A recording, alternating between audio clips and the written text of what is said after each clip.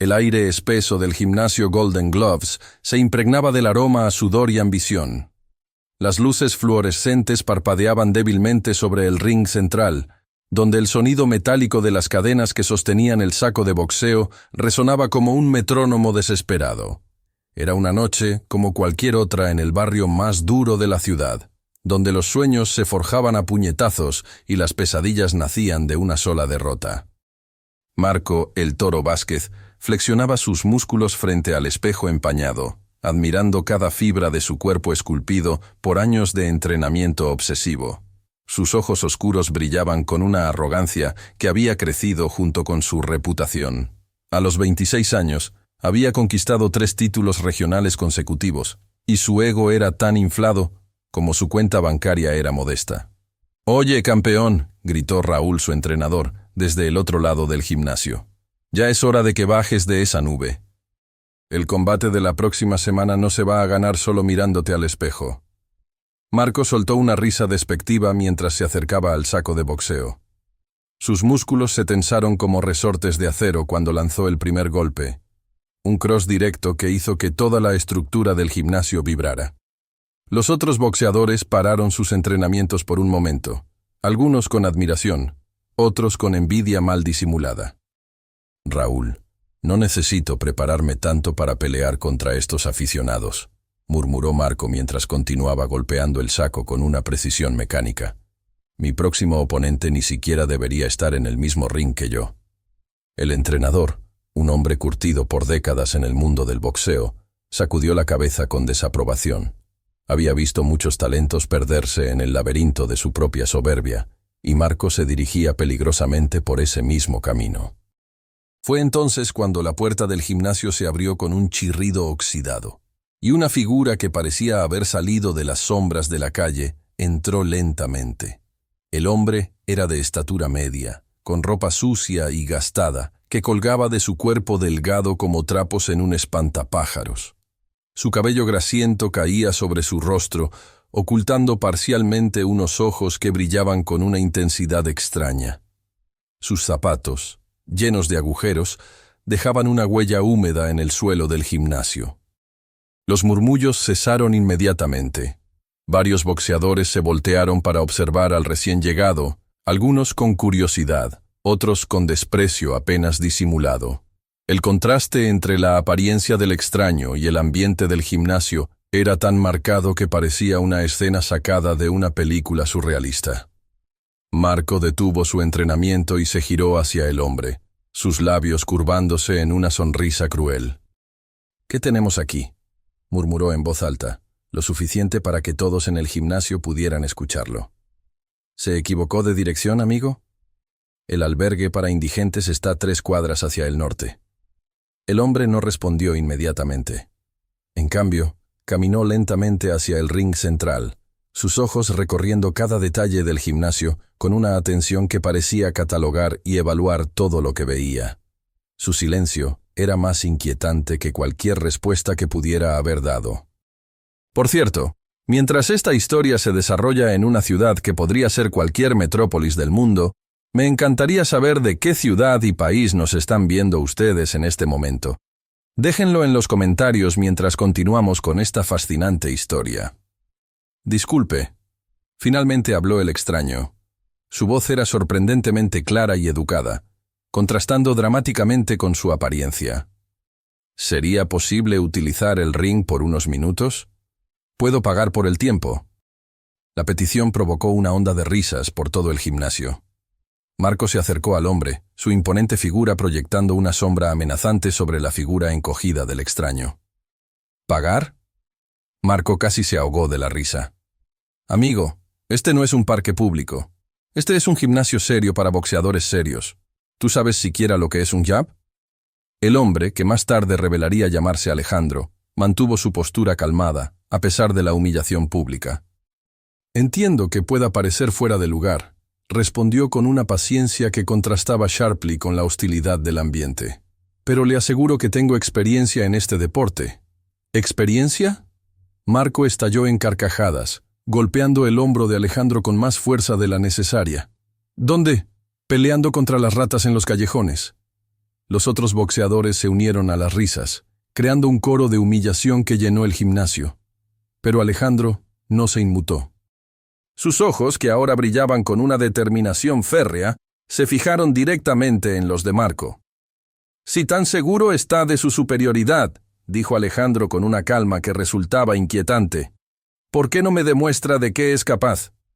Un sparring amistoso, nada más».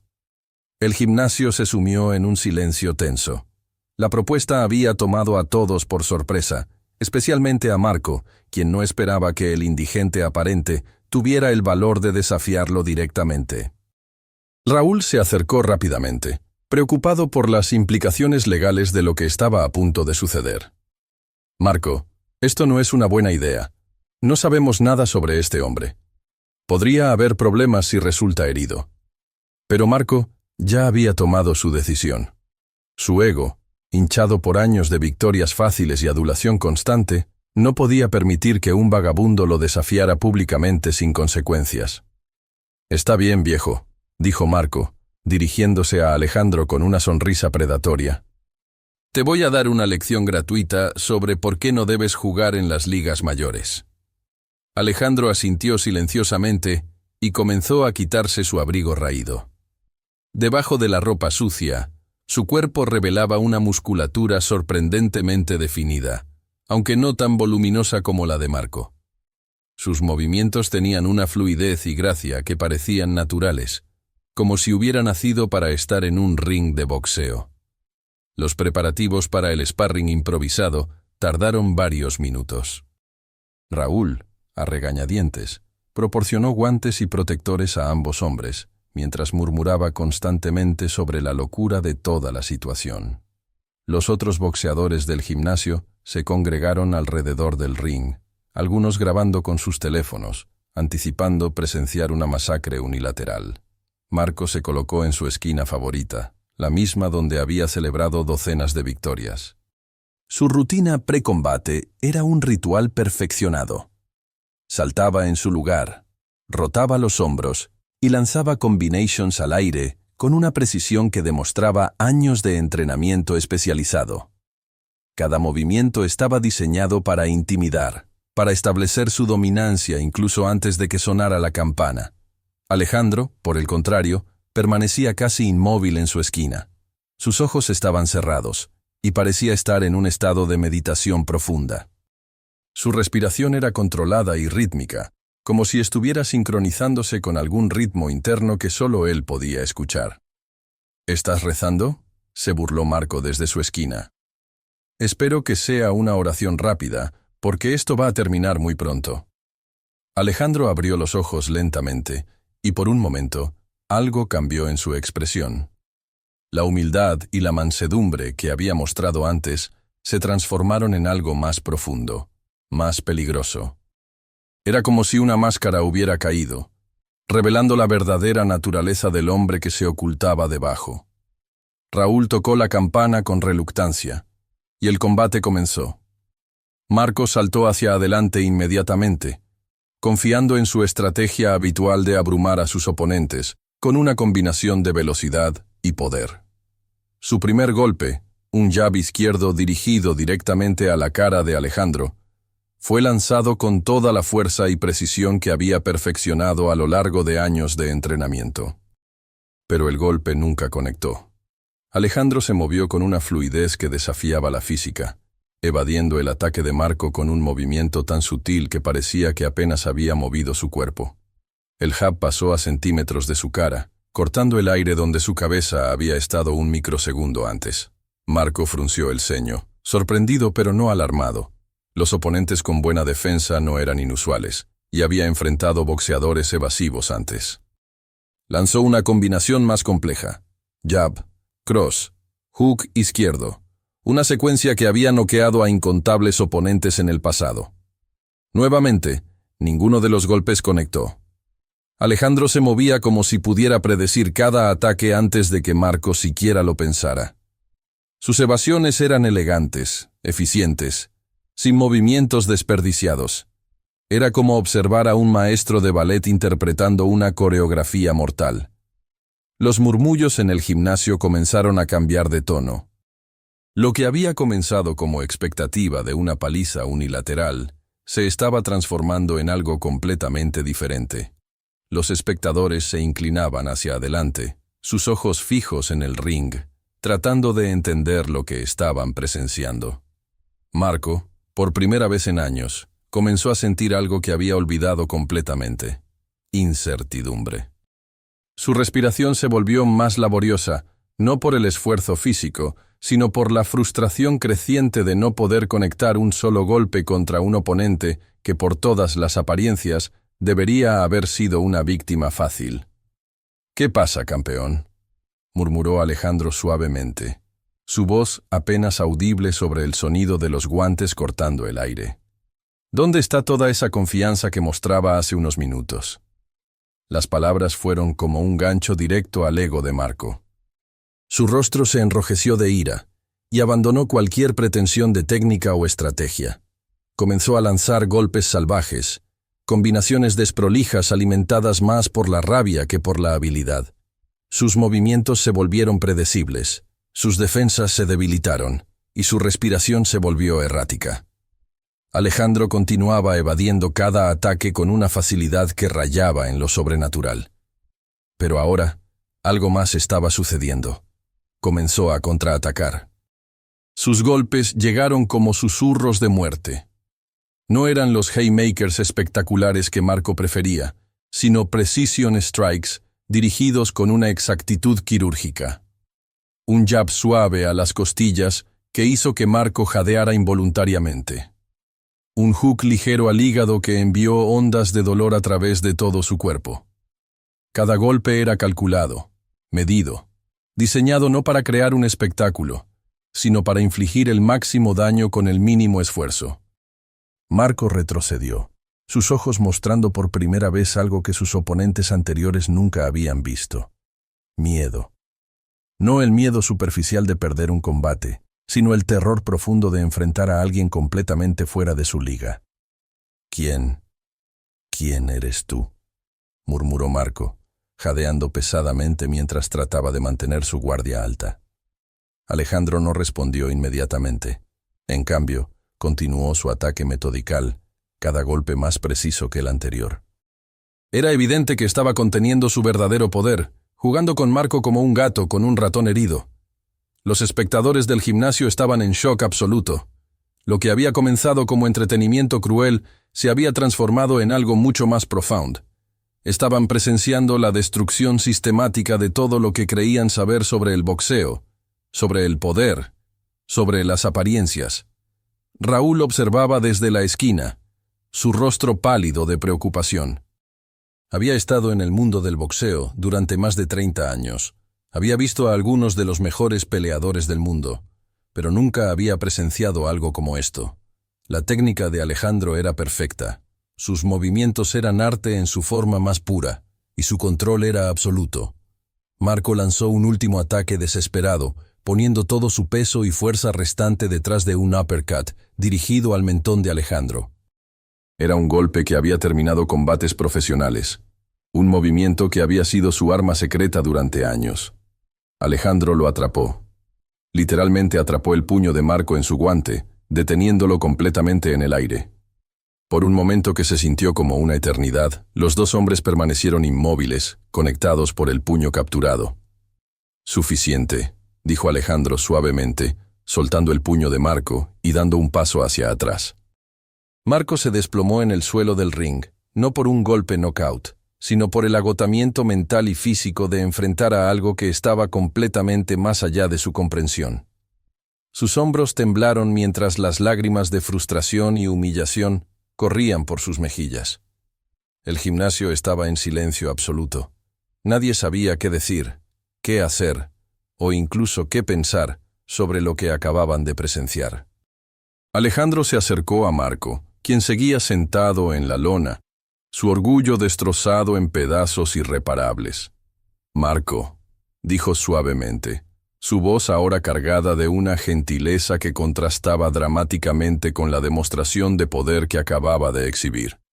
«No lo entiendo», murmuró Marco, su voz quebrada. «¿Quién eres? ¿De dónde vienes? ¿Cómo es posible que...?» Alejandro se quitó los guantes lentamente, revelando manos que, a pesar de la apariencia general de descuido, mostraban las callosidades características de años de entrenamiento intensivo. «Mi nombre», dijo mientras se sentaba en el suelo del ring junto a Marco, «es Alejandro Montoya». El nombre resonó en el gimnasio como un campanatazo. Varios de los boxeadores más veteranos intercambiaron miradas de reconocimiento y shock. Alejandro Montoya no era solo cualquier boxeador. Era una leyenda del deporte que había desaparecido del ojo público años atrás. «Imposible», susurró Raúl desde las cuerdas. Alejandro Montoya murió en un accidente automovilístico hace 5 años. Los periódicos lo confirmaron. Alejandro sonrió tristemente. Los periódicos dijeron muchas cosas sobre mí a lo largo de los años. Algunas fueron verdaderas, otras fueron convenientes. Se levantó lentamente y comenzó a caminar hacia la esquina donde había dejado su abrigo sucio. «Verán, hace 5 años, yo era exactamente como Marco aquí. Arrogante, convencido de mi propia invencibilidad, cegado por mi éxito y mi riqueza». Los ojos de todos en el gimnasio estaban fijos en él mientras continuaba su historia. Tenía todo lo que un hombre podría desear. Títulos mundiales, mansiones, autos deportivos, cuentas bancarias que se medían en cientos de millones. Era el boxeador mejor pagado del mundo, y mi ego era proporcional a mi fortuna. Alejandro se puso su abrigo lentamente, transformándose nuevamente en el vagabundo aparente que había entrado al gimnasio 1 hora antes. Hasta que un día, un viejo boxeador retirado me humilló exactamente como yo acabo de hacer contigo, Marco. Me enseñó que el verdadero poder no viene de los músculos o la fama o el dinero. Viene de la humildad, del respeto y del entendimiento de que siempre hay alguien mejor que tú. Marco se había puesto de pie, pero permanecía inmóvil, absorbí cada palabra. Pero, ¿por qué aparentar ser un indigente? Alejandro completó la pregunta. Porque decidí que quería entender realmente lo que significa la lucha. No la lucha en el ring, sino la lucha real de la vida. Durante los últimos 5 años, he vivido en las calles, he trabajado en empleos humildes, he experimentado lo que significa no tener nada, excepto tu dignidad. Se dirigió hacia la puerta, pero se detuvo y se volvió hacia Marco una última vez. Y también porque quería encontrar a personas como tú, Marco. Personas que han permitido que su talento se convierta en arrogancia, que han olvidado que el respeto se gana, no se demanda. Pero no entiendo, Marco lo interrumpió, su voz still weak from the emotional devastation. Si realmente eres Alejandro Montoya, ¿por qué estás aquí? ¿Por qué no estás en tu mansión, disfrutando de tu fortuna? Alejandro sonrió, y por primera vez desde que entró al gimnasio, la sonrisa pareció genuinamente cálida. Porque, Marco, descubrí que la verdadera riqueza no se mide en dólares. Se mide en las vidas que tocas, en las lecciones que enseñas, en la humildad que compartes. Se acercó nuevamente a Marco y le extendió la mano. Mi fortuna sigue ahí, por supuesto. Mis inversiones han crecido durante estos 5 años. Soy técnicamente más rico ahora de lo que nunca he sido. Pero esa riqueza solo tiene valor si la uso para algo significativo. Marco tomó la mano extendida y Alejandro lo ayudó a ponerse completamente de pie. ¿Y qué es significativo para ti? Ayudar a jóvenes talentosos como tú a evitar los errores que yo cometí, respondió Alejandro. Enseñarles que el verdadero campeonato no se gana en el ring, sino en cómo tratas a las personas que percibes como más débiles que tú. El gimnasio había estado escuchando cada palabra en silencio absoluto. La transformación de la atmósfera era palpable. Lo que había comenzado como una noche normal de entrenamiento se había convertido en algo que cambiaría para siempre la perspectiva de todos los presentes. Raúl se acercó lentamente, su rostro todavía mostrando incredulidad. Alejandro Montoya, murmuró, como si estuviera probando el nombre en su lengua. Realmente eres tú. He visto todas tus peleas, he estudiado tu técnica durante años. Y ahora has visto por qué desaparecí, respondió Alejandro. El boxeo me dio todo materialmente, pero me quitó mi humanidad.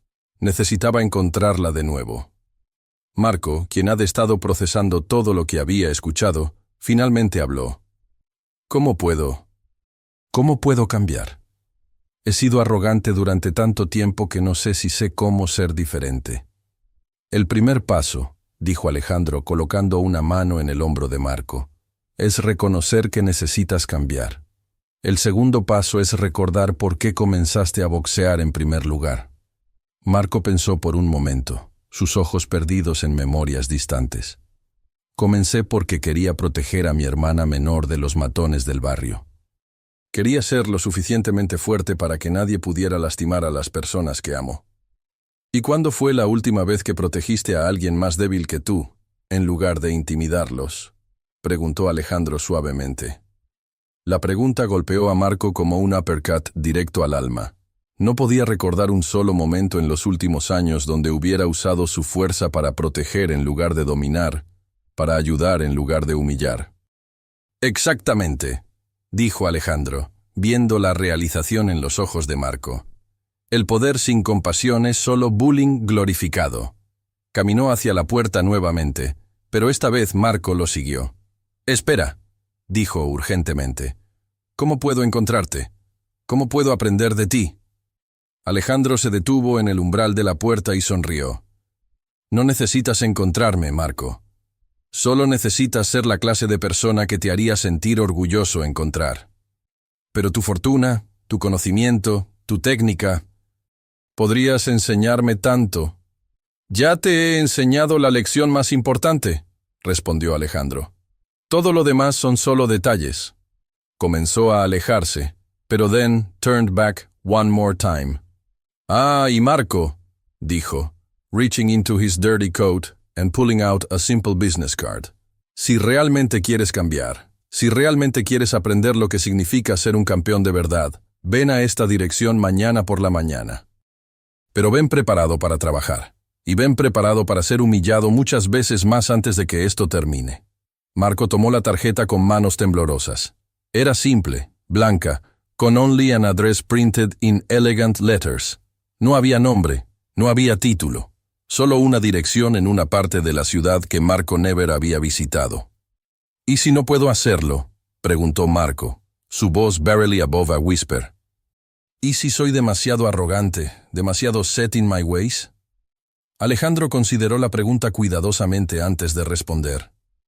Entonces seguirás siendo exactamente quien eres ahora por el resto de tu vida. La elección es tuya, Marco. Siempre ha sido tuya. Con esas palabras, Alejandro Montoya desapareció en the night, leaving behind a gymnasium full of people whose entire understanding of strength, power, and success había sido fundamentally altered in the span of a single hour. Marco permaneció standing in the doorway durante long minutes, staring at the business card as if it held the secrets of the universe.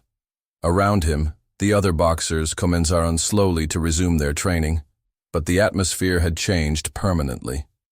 The casual cruelty and machismo que had defined the gymnasium's culture suddenly felt juvenile and embarrassing. Raúl approached Marco carefully, como si fuera approaching a wounded animal. ¿Estás bien, hijo?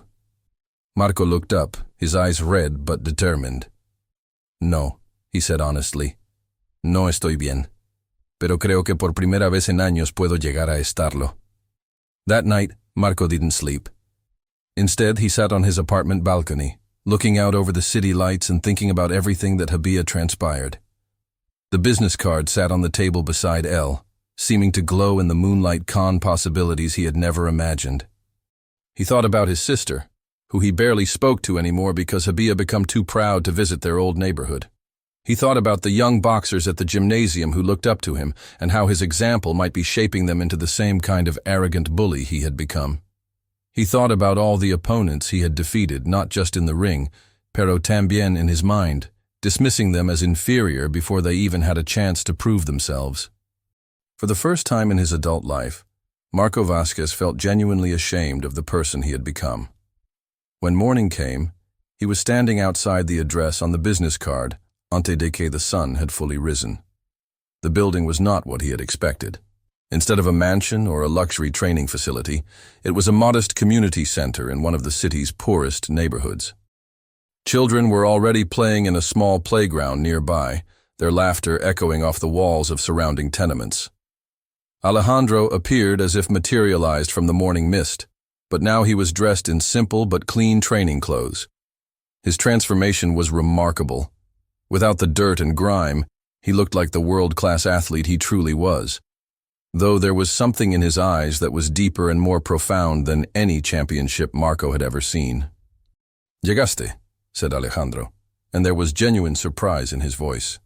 "Dijiste que viniera preparado para trabajar," Marco replied, "y para ser humillado."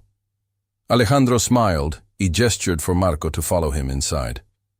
The community center was modest, but impeccably maintained. There were several small training areas, each equipped with basic but functional equipment. But what struck Marco immediately was not the facilities, but the people using them. There were children as young as 8 learning basic techniques, teenagers working on conditioning, adults of all ages pursuing fitness goals with determination and mutual support.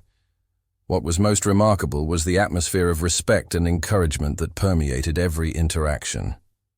"This is what I do now," Alejandro explained as they walked through the facility.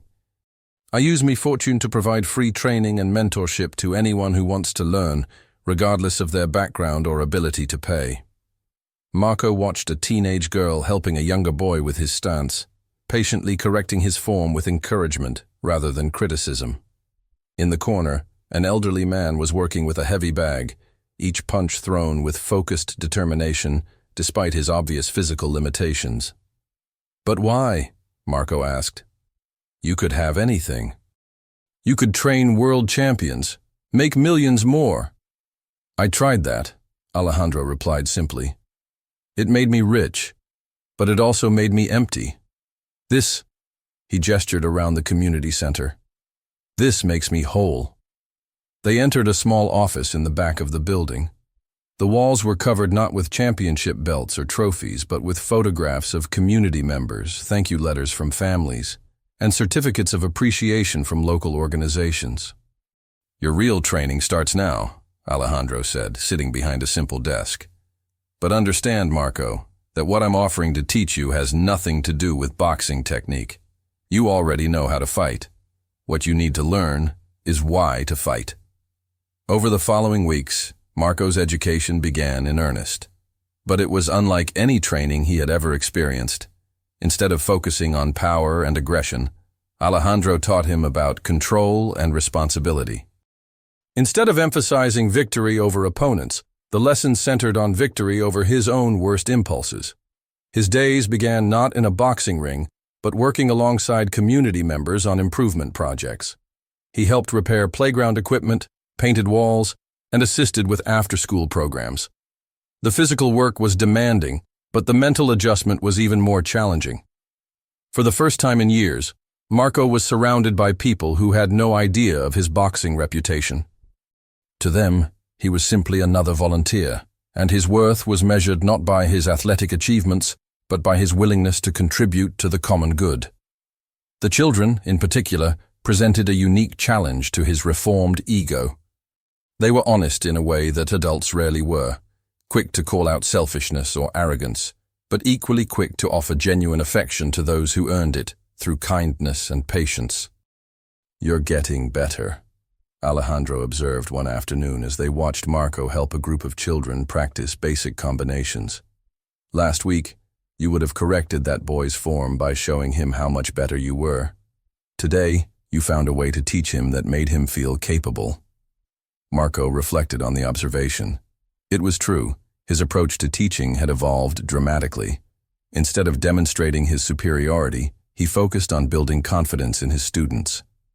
The shift had been so gradual that he hadn't fully noticed it until Alejandro pointed it out.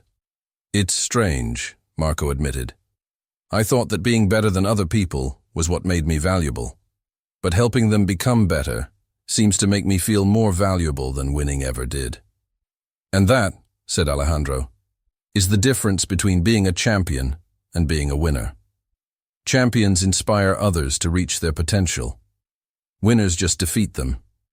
As the weeks passed, Marco began to understand the true extent of Alejandro's influence and resources.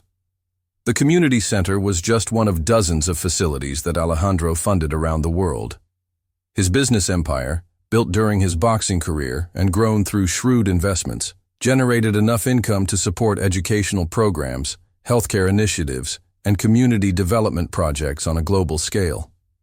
But more impressive than the financial scope of his philanthropy was the personal attention Alejandro gave to each initiative. He knew the names of hundreds of community members across different countries, remembered personal details about their families and goals, and maintained genuine relationships with people whose lives had been touched by his generosity. "How do you do it?" Marco asked one evening, as they reviewed reports from various programs. "How do you keep track of so many people, so many projects?" "When you genuinely care about people," Alejandro replied, "remembering them isn't work, it's joy." The revelation was profound for Marco. Throughout his boxing career, he had viewed other people primarily as obstacles to overcome or audiences to impress. The idea of finding joy in others' success had been completely foreign to his understanding of achievement. His boxing skills, rather than deteriorating during this period of community service, actually improved dramatically. Working with students of all skill levels forced him to break down complex techniques into understandable components, deepening his own understanding of the sport. The patience required to teach children translated into better emotional control during training. Most significantly, his motivation for fighting began to shift from personal glory to representing something larger than himself. "I want to compete again," Marco announced one day as he and Alejandro finished a training session. "But not for the same reasons as before." Alejandro paused in wrapping his hands and looked at Marco carefully. "What would be your reasons now?" "I want to show people that strength and humility can coexist," Marco replied. "I want to be an example of what a fighter can be when he fights for something other than his own ego." "And if you lose?" The question would have devastated the old Marco, who could not conceive of value in anything other than victory. But the new Marco considered it thoughtfully. "Then I lose with dignity, knowing that I represented myself and this community with honor. The loss would be disappointing, but it wouldn't define my worth as a person." Alejandro smiled broadly. "Now you're ready to be a real champion." Marco's return to competitive boxing was carefully orchestrated. Rather than immediately pursuing high-profile matches, he began with local competitions, using each fight as an opportunity to demonstrate the principles he had learned. His pre-fight interviews focused not on trash-talking opponents, but on thanking his community for their support.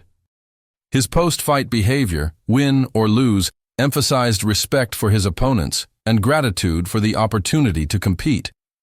The transformation was remarkable and began attracting attention from media and fans who were hungry for a different kind of athletic role model. Marco's fights became events that entire communities attended together, turning boxing matches into celebrations of perseverance and mutual support.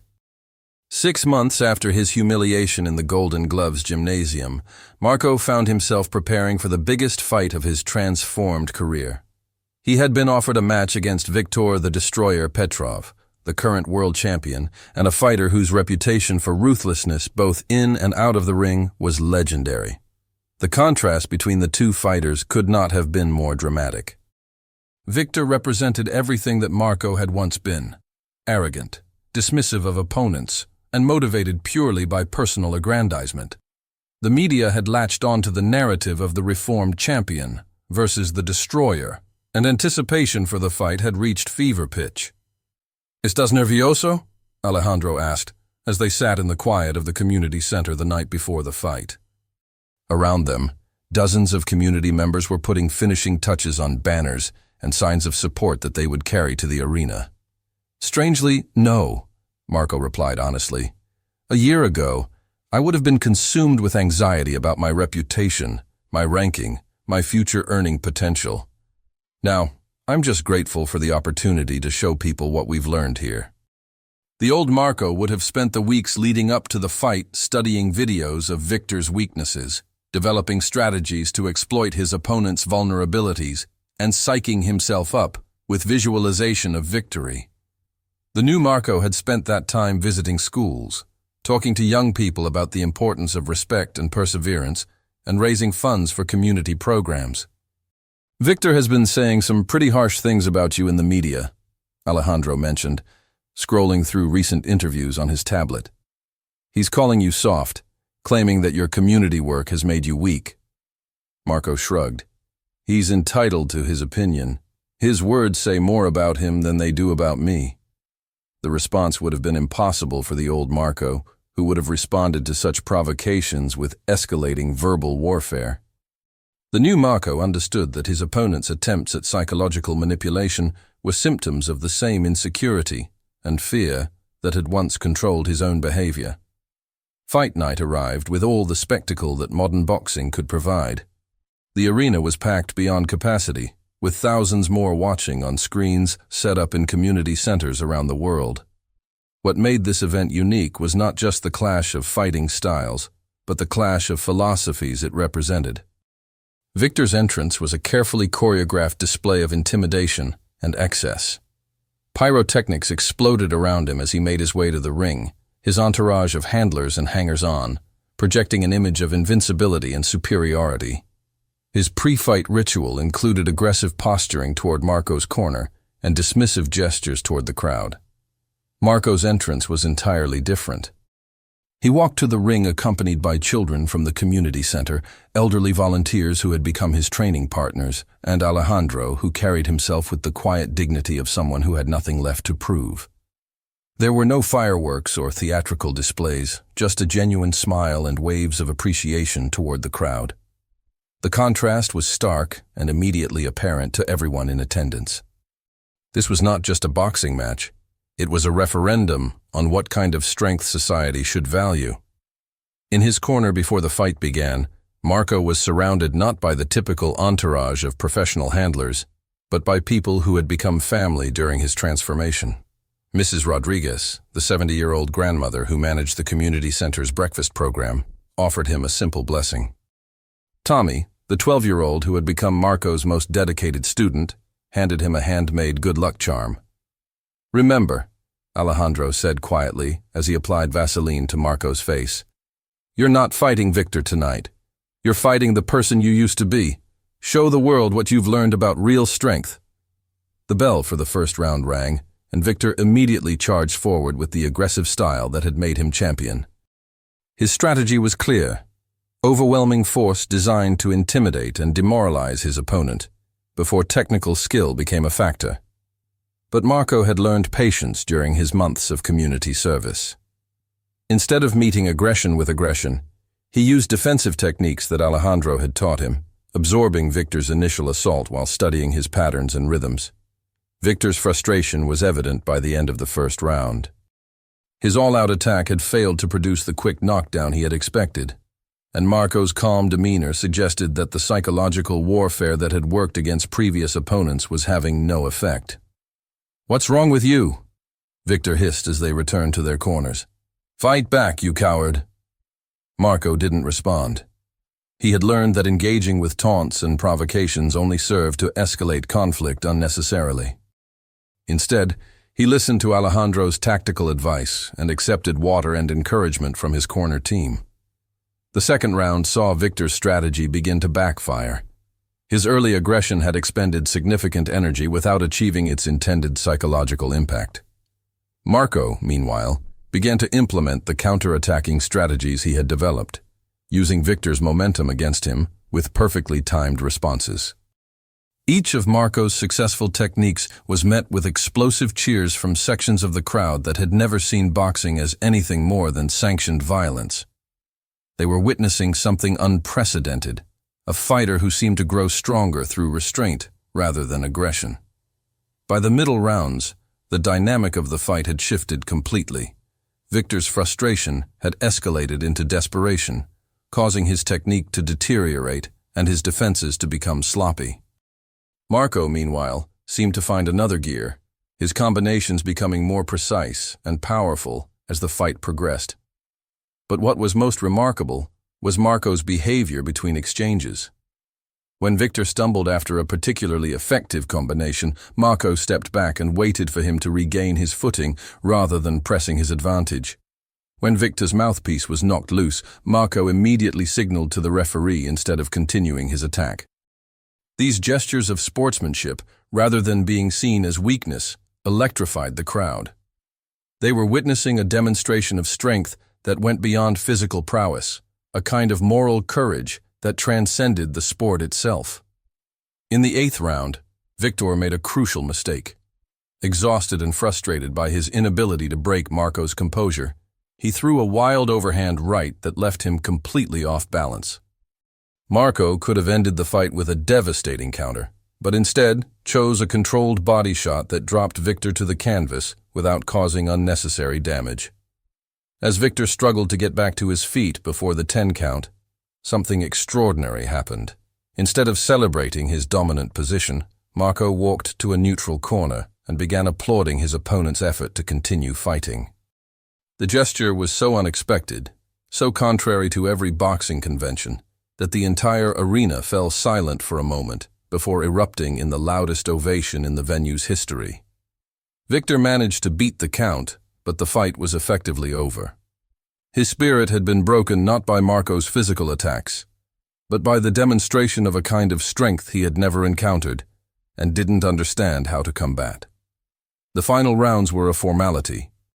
Marco continued to outbox Victor while showing restraint in his finishing attempts, clearly capable of ending the fight, but choosing to win decisively rather than destructively. When the final bell rang, both fighters were still standing, but the outcome was never in doubt. Marco had won every round on every scorecard, but more importantly, he had won something far more valuable than a championship belt. As the decision was announced, Victor approached Marco with an expression of confusion and curiosity, rather than the anger that typically followed his defeats. "I don't understand," Victor said, breathing heavily. "You could have knocked me out in the 8th round. Why didn't you?" Marco considered the question carefully before responding. "Because knocking you out wouldn't have made me a better fighter or a better person. Showing you respect might make both of us better people." The response clearly impacted Victor, who had never encountered such a perspective from an opponent. For the first time in his career, he found himself questioning not just his fighting strategy, but his entire approach to competition and life. In the post-fight interviews, Marco was asked about his future plans as the new champion. His response surprised everyone. "I want to use this platform to show young people that strength and kindness are not opposites.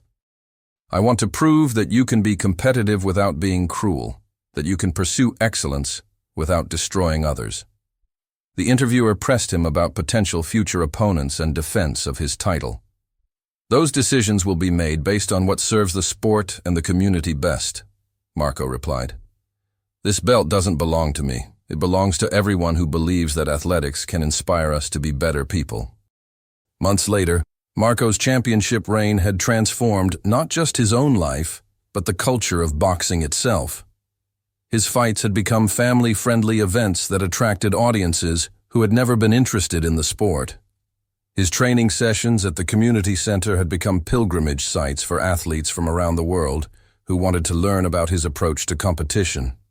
Victor, meanwhile, had begun his own transformation. The defeat had shattered his worldview in a way that forced him to confront the emptiness of his previous pursuits. He had started volunteering at youth programs in his native Russia, using his own experience as a cautionary tale about the dangers of unchecked ambition. "It's remarkable," Alejandro observed one evening as he and Marco watched news coverage of Victor's community work. "You defeated him so thoroughly that you helped him find himself." "Maybe that's what real victory looks like," Marco replied. "Not just defeating your opponent, but helping them become better than they were before." The community center had expanded dramatically, funded by Marco's championship earnings and Alejandro's continued investment. What had started as a single facility now included educational programs, job training initiatives, and healthcare services that serve thousands of families. But perhaps most importantly, the center had become a symbol of a different kind of success. One measured not by what you could take from others, but by what you could give back to your community. As Marco tucked his championship belt into a display case that also held dozens of thank you letters from community members, He reflected on the journey that had brought him to this point. A year ago, he had been a talented but hollow man, defined entirely by his ability to defeat others in physical competition. Now, he was a champion in the truest sense, someone who used his strength not to dominate, but to elevate those around him. The transformation had been as complete as it was unexpected, proof that it's never too late to become the person you were meant to be. The story of Marco El Toro Vasquez and his encounter with the mysterious Alejandro Montoya had become legend in boxing circles and beyond. It served as a reminder that true strength comes not from the ability to destroy your enemies, but from the wisdom to transform them into allies, and ultimately, to transform yourself into someone worthy of the power you possess. In the quiet moments before sleep each night, Marco would often think about that evening in the Golden Gloves gymnasium, when a dirty stranger had walked through the door and changed his life forever. He had learned that appearances could be deceiving, that true wealth couldn't be measured in dollars, and that the greatest victories were won not in rings, but in the hearts and minds of people whose lives you touch with kindness and respect. The bell that had started their impromptu sparring session had rung not just the beginning of a fight, but the beginning of a transformation that would ripple outward through countless lives, proving that sometimes the most powerful force in the world is simply the courage to change.